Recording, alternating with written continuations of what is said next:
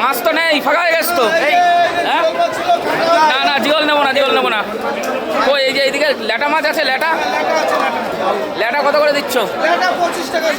একটু কম করে নিয়ে নেয় নাকি?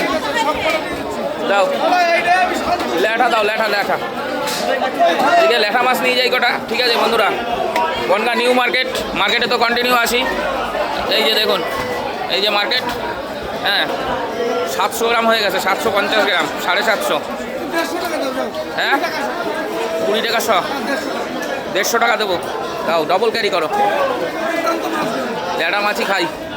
একে বিলের বিলের মাছ কোথায়? ডানকুনি।